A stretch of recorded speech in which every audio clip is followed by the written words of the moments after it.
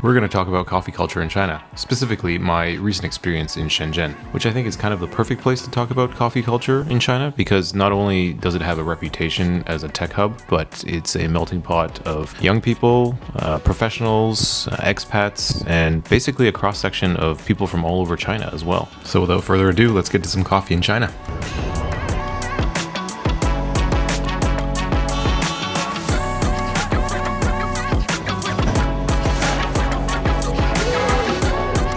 This is our friend Afai, and we met him in 2019 when he gave us an amazing coffee experience fresh off his World Barista Championship competition. He currently owns and operates a beautiful little cafe in Shenzhen called Planting Coffee, and he even roasts his own beans under Moent, his own roastery, and so you can really tell he's passionate about what he does. Whenever we're in town, he is the first stop so that we can catch up, and also so that he can give us a bit of a lay of the land of specialty coffee in the city.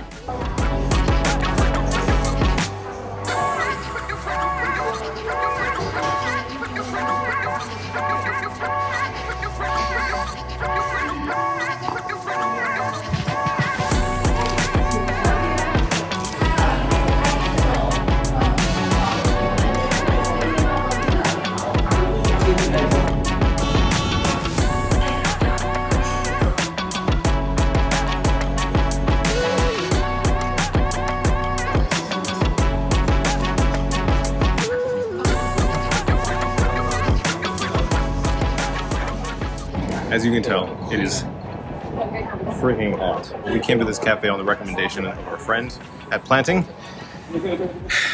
and the only thing they do on ice is batch brew. But we're waiting to get back inside so that we can try some splits in their other offerings as well. Their batch is pretty good.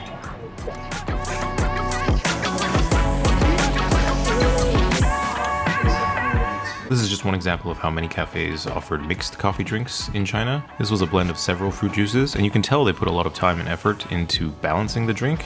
But would I say I tasted the nuance of the espresso itself? Probably not. But was it refreshing on a hot day? Absolutely.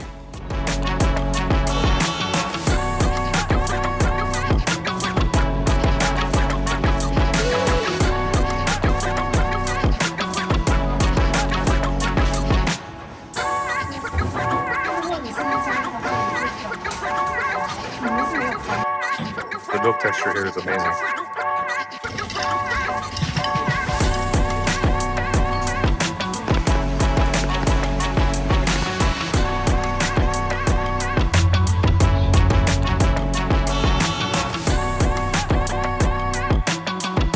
Don't expect that.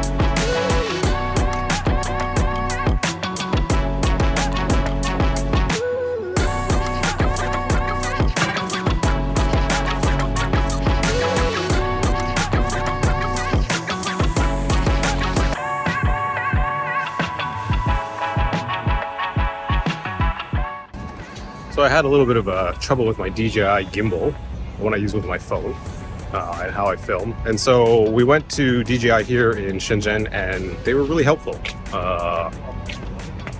Picked up a new one. They bought back my old one, and I am now gonna see if we can figure out some coffee. Let's go.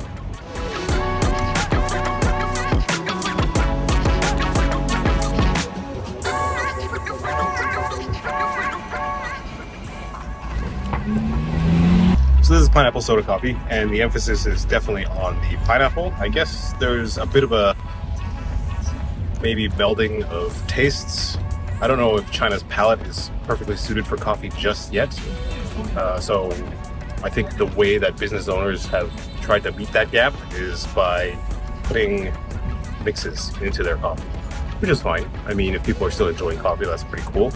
But hopefully there's a bit more of an emphasis on espresso and pour over and the coffee itself the next time we come. From what I gather, generally speaking, third wave and specialty coffee is seen as still a bit of a status symbol in China, especially for young professionals and a new generation of affluent individuals. The cost for your average nice cup of coffee is still a little bit higher, relatively speaking, and true passion for the coffee's taste, source, and general experience is a bit of a niche hobby still. Don't get me wrong, even though China's a bit later to the specialty coffee game, like most things, they've adopted it for themselves and caught up in their own way. I love seeing farmers from Yunnan province experimenting with specialty coffee and collaborating with roasters for new flavors. Pretty amazing for a country that's embraced coffee only in the last decade or so.